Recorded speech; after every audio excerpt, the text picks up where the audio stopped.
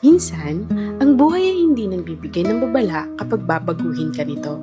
Sa isang araw, nakaupo ka sa malamig at maginhawang opisina, nagtitimpla ng kape, gumagawa ng mga task na inuutos ng mga supervisors mo. Tigit sa lahat, sigurado ang kinikita tuwing kinsenas katapusan. Nag-iisang taon na. Isang taon mula nung sinabi sa akin na isa ako sa mga mali-layoff sa trabaho. Sa unang 3 buwan, matapang ka pa eh. Akala mo, IT ako. Maraming hiring dyan. Madali lang to. Send ang resume sa LinkedIn, JobStreet, Indeed. Araw-araw, naghihintay ako ng tawag. Hanggang sa ang 3 buwan, naging 6 na buwan. Ang 6 na buwan, naging 1 taon. Ang pinakamahirap pala kapag matagal ka nang walang trabaho, hindi lang yung pagkaubos ng pera sa bangko, kundi yung unting-unting pagkaubos ng tiwala sa sarili mo. Kapag simot na ang natitirang ipon at ang mga bayarin sa bahay, kuryente, tubig, pagkain ay hindi pwedeng pag-usapan. Kailangan mong gumawa ng desisyon. Aasa ka na lang ba sa milagro? O tatanggapin mo ang katotohanan na kailangan mong bumangon kahit sa pinakamaliit na paraan? Wala na akong ibang choice. Ayoko rin naman maging pabigat sa pamilya ko. So ginawa ko yung huling diskarte na titira. Nag-loan ako sa lending app. Alam ko may interest. Alam kong delikado pag di nabayaran. Pero ito lang ang nag-iisang natitirang baraha ko. Yung loan na yon, hindi ko ginamit pang kain sa labas o pambili ng luho. Ginamit ko bilang puhunan. Bumili ako ng starter gear na kakailanganin ko sa paglalalamove at inayos ko ang motor ko. Mula sa pagiging IT professional na humahawak ng keyboard at mouse, ngayon handa na akong humawak ng silinyador. Ito ang bagong opisina ni Von. Walang aircon at walang komportableng upuan.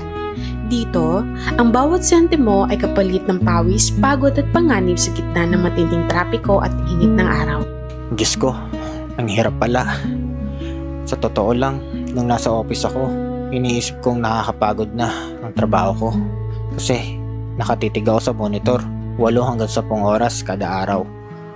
Pero nung naging rider ako, iba pala yung pagod ng katawan kapag nasa kalsada ka. Dito, kapag nagkamali ka sa daan, bawas sa kita mo. Bawat biyahe, kailangan na mag-ingat kasi may pamilya kang naghihintay sa iyo sa bahay nyo.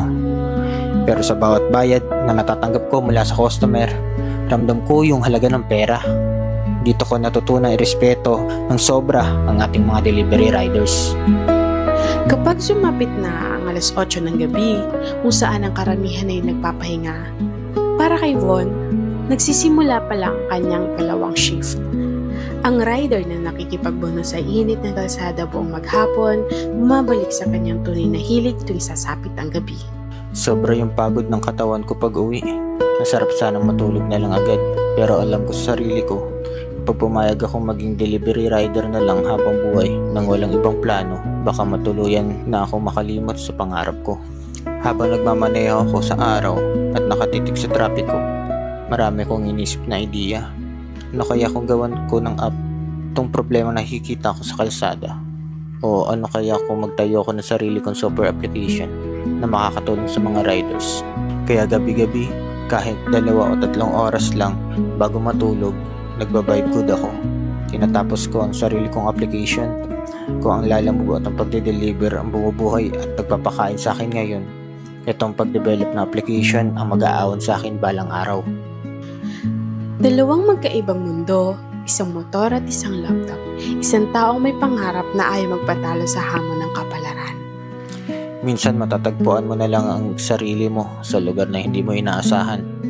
Hindi ko ginusto ang ma-layoff sa trabaho. Hindi ko rin ginusto na maubos ang ipon. Hanggang sa mangutang ako para lang makapagsimula muli. Pero wala namang ikahihiya sa disenteng pagsusumikap. Kakayanin ko ba ang double life na ito? Ang maging rider sa araw at developer sa gabi? Hindi ko pa alam ang sagot ngayon. Pero isa lang ang maipapangako ko sa inyo. Hindi ako susuko. Kung nagda-doubt ka sa sarili mo ngayon dahil nawalan ka ng trabaho o bumagsak ka sa buhay, sana maging paalala sa iyo na hindi pa huli ang lahat. Pwedeng-pwede kang magsimulang muli. Ako si Von, the Dev Rider. Samahan ninyo ako sa biyaheng to. I-like, mag-comment ng kwento ninyo sa ibaba At huwag kalimutan mag-subscribe at i-click ang notification bell para sa mga susunod na episode. Maraming salamat sa panonood at lagi kayong mag-iingat. Salamat!